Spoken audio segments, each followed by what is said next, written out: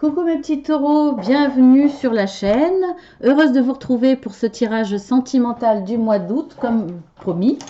Comme promis. Et puis, bien entendu, je vais vous parler de cette jolie petite surprise. Voilà, donc je vous avais parlé le mois dernier et c'était le petit cadeau entre guillemets. Je voulais parler de cette pierre qui n'en est pas une, que l'on appelle la pierre de fée. Donc voilà comment elle est. Alors bien sûr, il y en a des plus grandes, hein, ça fait d'autres cercles, d'autres arrondis autour, hein. C'est un peu comme, vous savez, dans les grottes, quand vous avez des gouttes de calcaire, enfin des gouttes d'eau qui tombent de très haut et qui font tout en bas des amas de calcaire, et qui font un peu des formes très très arrondies, très douces comme ça, très, très sensuelles quelque part. Vous avez l'arrière, voilà, vous en avez des beaucoup plus grandes. Moi, je trouve, j'ai un coup de cœur pour cette pierre de fée. Je trouve ça magnifique. Alors, quand je vous parlais un petit peu du rapport avec les grottes et le calcaire, là, en fait, c'est une constitution d'argile fossile, d'argile. C'est de l'argile fossilisée. En fait, c'est la pétrification de micro-organismes qui a eu lieu, tenez-vous bien, il y a plus de 10 000 ans.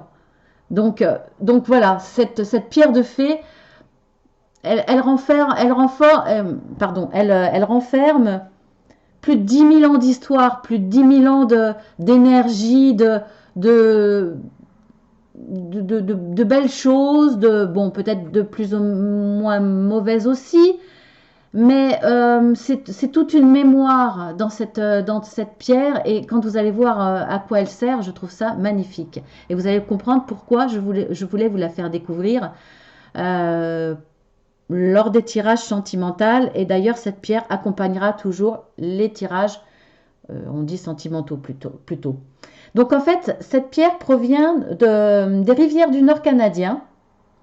Alors elle peut être utilisée pour exaucer un vœu et l'aider à se concrétiser. Alors c'est très utilisé par les Amérindiens comme un porte-bonheur, un talisman de protection.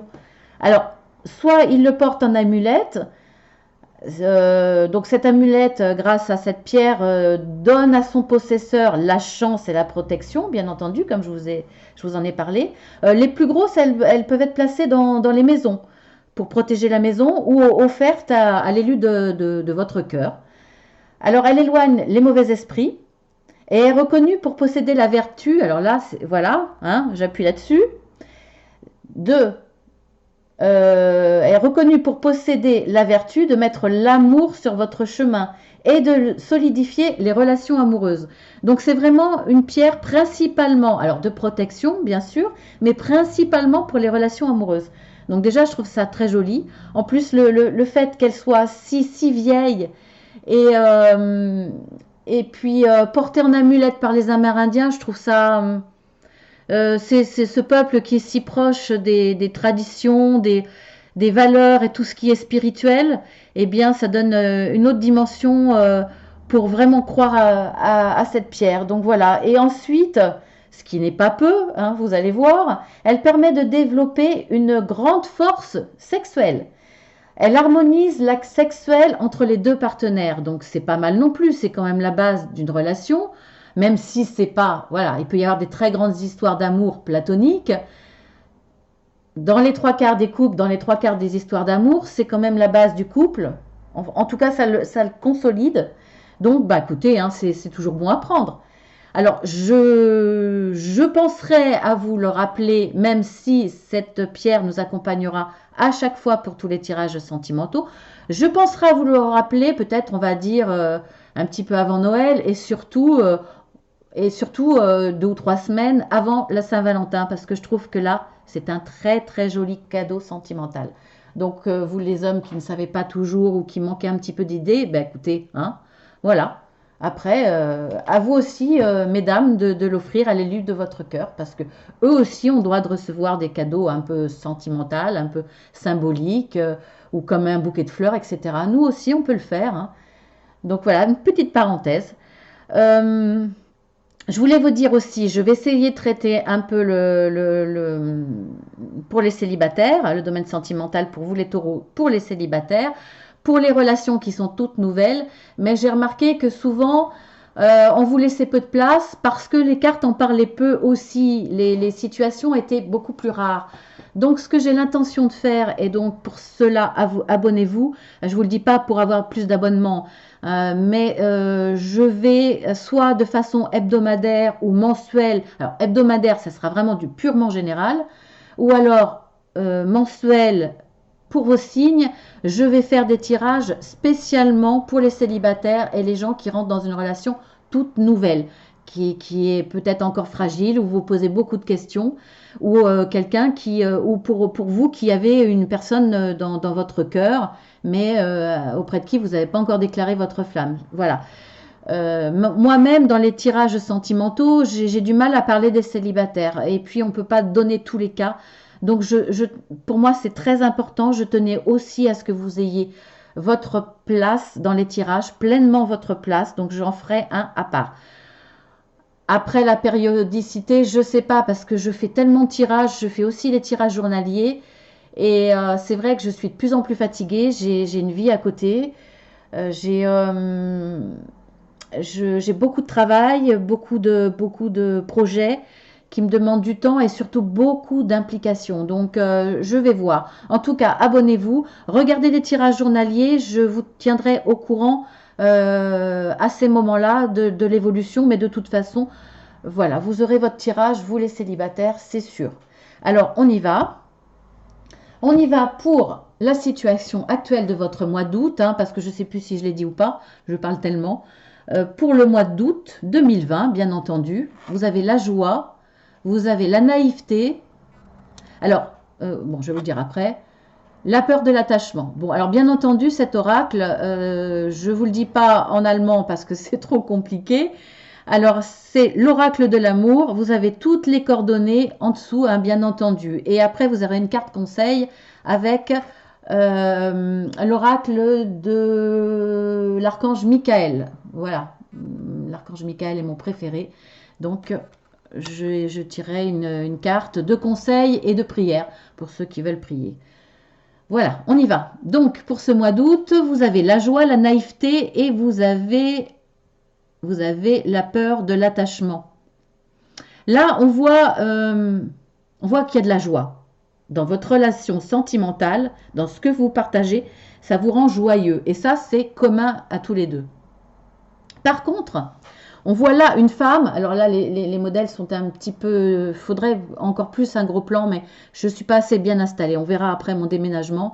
J'essaierai de faire quelque chose de mieux. On voit là la femme qui voit la relation, alors très belle, elle est complètement amoureuse, elle pense que là la relation va être ou est vraiment l'histoire d'amour avec un grand A, mais c'est une carte où apparaît la naïveté. Là, on voit que le couple, bah, il y a un démon là à côté. Donc, elle pense que c'est son prince peut-être quelque part, ou que c'est la plus belle des personnes, mais visiblement, c'est un démon. Alors, je dis visiblement, parce que, voilà, on ne sait pas, parce que, en même temps, alors c'est vous, madame, ou vous, monsieur, peu importe, hein, vous adaptez à votre situation, ça reste quand même général, même si c'est pour les taureaux. Vous vivez de la joie, etc., mais en même temps, je pense que vous espérez que cette personne est la bonne, que cette personne, vous avez raison de vivre ce partage dans la joie, vous ne vous posez pas de questions, vous dites c'est le bon, de toute façon. Alors si vous êtes dans une relation récente, ou si vous avez des vues sur quelqu'un, vous dites c'est la bonne, voilà, c'est l'amour de ma vie. Ou si vous êtes déjà en couple, vous vous dites ça va durer très très longtemps, c'est jusqu'à la fin de mes jours. Mais en même temps, vous rêvez de ça, mais vous avez peur de l'attachement. Alors là, pour le coup, c'est si vous êtes en couple depuis un certain temps, alors on ne peut pas dire que vous avez peur de l'attachement puisque vous êtes déjà avec cette personne, mais vous vous dites peut-être, vous avez des craintes, de trop être dépendant de cette personne, de trop de tomber dans le, pour le coup là, tomber dans la dépendance, dans la fusion, mais la fusion où, comment dire, vous savez, des fois quand vous avez des gros coups de cœur, quand vous tombez amoureux fou de quelqu'un, il y a des amours qui sont profonds, qui sont constructifs, il y en a d'autres qui sont profonds, mais en même temps destructifs parce que vous ne jugez que plus, vous perdez votre personnalité, vous en perdez votre personnalité, votre propre réflexion, vos propres décisions, vous êtes complètement dépendant de l'autre, il n'y a que l'autre qui existe, vous tueriez père et mère si on touchait à cette autre personne. Vous n'avez plus de sens critique, vous n'avez plus de personnalité, de votre propre jugement, vous êtes complètement accro. Donc, peut-être que dans votre relation, vous prenez conscience ou vous tombez dans ce fonctionnement. À ne plus à ne plus avoir de loisirs qu'avec l'autre, si vos choix vestimentaires c'est par rapport au goût de l'autre, tout est par rapport au goût de l'autre, donc voilà, vous craignez peut-être de tomber là-dedans. Voilà, donc il y a cette solution-là. Ensuite, si vous êtes dans une relation assez récente, vous êtes pris entre deux sentiments. Vous êtes content de toute façon, dans toutes les solutions, les situations là, vous êtes dans la joie, dans le partage, dans le sentimental, ça se passe très bien. Mais voilà, vous êtes heureux, etc. Vous y croyez à fond, mais en même temps, vous vous dites, est-ce que je suis pas naïf? Est-ce que cette personne-là n'est pas le petit diable en personne? Est-ce que je le vois pas parfait, sans défaut, presque comme le prince charmant? Et finalement, est-ce que c'est pas une mauvaise personne? Est-ce que je m'emballe pas? Est-ce que je vais pas tomber dans l'attachement et après tomber sur une mauvaise personne, ou après ça ne va pas durer, je vais souffrir? Souvent, les gens qui sont dans la peur de l'attachement ont encore des choses à régler, n'ont pas encore digéré des vieilles relations, n'ont pas encore guéri leurs blessures. Il y a, alors ça peut être des blessures d'enfance, ça peut être des blessures par rapport à de la famille, par rapport à ses parents, par rapport, vous voyez, ça peut être autre chose que le sentimental amoureux. Ça peut être d'autres casseroles, comme je vais dire, hein, des choses que vous traînez depuis longtemps. Ou alors, c'est voilà, des relations qui vous ont blessé, qui vous ont vraiment fait du mal, et vous êtes encore fragile. Donc, voilà, vous êtes bien, vous êtes dans le partage de la joie, mais en même temps, vous vous dites, est-ce que je suis pas naïf? Est-ce que finalement, cette relation qui me paraît très belle n'est pas quelque chose de risqué parce que vous voulez pas souffrir, de risquer parce que ça sera peut-être pas la bonne personne, ou parce que ça sera carrément la mauvaise personne. Vous savez pas. Là, vous êtes. Il y a beaucoup de cas où les gens, la personne qui est très amoureuse, en tout cas l'une des deux, visiblement là dans le couple, c'est la même personne, hein, qui a ces deux sentiments. Là, je parle vraiment de la même personne. C'est soit l'homme, soit la femme. Cette personne-là est dans la joie comme son autre, mais voilà, elle s'emballe, et en même temps, elle a peur de pas être naïf, et parce qu'elle a peur de cet attachement, peur de souffrir. Voyez, il y a pas mal de choses qui tracassent, malgré la joie. Donc, c'est comme ça, hein, pour vous le mois d'août. Donc, on va voir, en tout cas, ce qui vous accompagne, ce qui domine dans le mois d'août. Un rêve devient réalité. En tout cas, de toute façon, effectivement, vous êtes dans la joie et dans une certaine naïveté ou pas, parce que ça sera peut-être réel ou pas, hein, on verra. On verra si les cartes le disent pour le mois d'août, ou peut-être que l'évolution sera pour plus tard.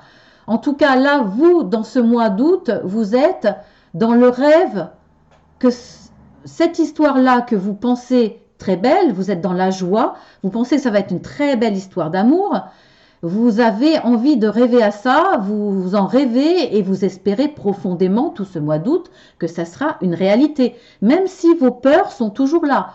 Ça n'empêche pas, vous essayez de vivre pleinement les choses, vous vous posez quand même des questions, mais vraiment, vous avez envie que cette histoire fonctionne, avance et que ce soit une très belle histoire d'amour. C'est votre rêve en tout cas ce mois d'août.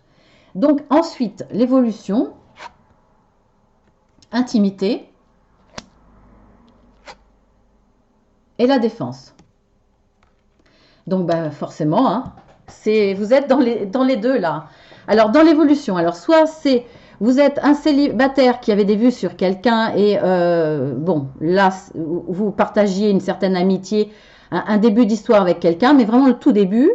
Mais vous aviez tous ces questionnements et toutes ces peurs et ce fonctionnement. C'est pareil pour vous, hein, ou dans une relation nouvelle, c'est pareil pour vous. Là, c'est votre rêve que ça avance. Si vous n'avez pas encore déclaré votre histoire d'amour, vous rêvez vraiment que si vous... Voilà, cette personne vous fait craquer. Elle vous fait vraiment craquer. Vous partagez des loisirs avec elle, vous êtes proche d'elle et vous sentez qu'il y a une vraie connexion et que vous avez envie d'évoluer. Donc, c'est pareil pour vous. Hein, vous avez vraiment envie de concrétiser une histoire d'amour. On voit que là, dans l'évolution, vous passez à de l'intimité. Vous déclarez certainement, vous passez un cap, vous rentrez dans une relation. Mais vous êtes toujours dans ce inconsciemment ou consciemment, hein, ça peut être l'un ou l'autre. Vous êtes toujours dans cette petite voix qui vous dit attention, attention, c'est beau, tout, j'y crois, je suis dans la joie, je suis rentrée dans une certaine intimité, ça se passe très bien. Vous êtes heureux, mais attention, attention, est-ce que je me fais pas des illusions? Est-ce que c'est la bonne personne? Est-ce que je vais pas donner mon cœur, m'ouvrir totalement et finalement me faire du mal parce que je me serais trompée, parce que l'autre ne voudra plus de moi, parce que il va m'abandonner, parce que vous voyez, la peur de l'attachement, c'est la peur de l'abandon également, hein, ça va ensemble. Voilà, vous êtes dans la défense, vous essayez quand même de vous ouvrir tout en gardant une petite porte. Vous l'entrebâillez, mais vous accrochez à la porte pour pas qu'elle s'ouvre trop vite. Vous voyez l'image, vous êtes quand même sur la défensive. Alors, consciemment ou inconsciemment. Hein. Alors, on va voir l'évolution. Flottant sur les nuages. Je pense que... Alors, on ne sait pas, bien entendu, sur la durée. On ne sait pas ce que va devenir votre couple, que vous soyez un tout nouveau couple, que vous soyez un couple déjà établi. On ne sait jamais ce que va être le futur. En tout cas, là, pour le tirage du mois d'août, je ne peux pas vous le dire. Il n'y a pas d'évolution franche. Par contre, ce que je vois, c'est que dans l'intimité, si vous êtes un couple tout nouveau, si vous êtes un célibataire qui va vous engager quelque part, qui va déclarer votre flamme, qui va rentrer dans une relation avec quelqu'un, pour les trois solutions, et voire même d'autres, il y aura de l'intimité, il y aura de la joie, il y aura une vraie envie de cette belle histoire d'amour. Vous y croyez, c'est un véritable rêve pour vous. Tout ce mois d'août, vous y croyez vraiment. Vous avez des peurs, mais en même temps, vous avancez et même si ces peurs sont là sous-jacentes, vous êtes heureux. Vous êtes sur votre petit nuage, vous profitez pleinement. Là, voilà, intimité, vous êtes au 7e ciel, messieurs, dames. Donc voilà, profitez. En même temps, le mois d'août, c'est le mois, si vous êtes en vacances ou même si vous n'êtes pas en vacances, le soleil, le fait de prendre un petit peu plus de temps, le fait que les journées soient plus longues, enfin, bien qu'au mois d'août, et commence à se raccourcir. Mais voilà, vous profitez de la chaleur, du beau temps. La sève monte, hein, messieurs. Donc, vous voyez, les sentiments grandissent. On a besoin d'amour, on a besoin d'intimité, on a besoin de sexualité, on a besoin de s'ouvrir.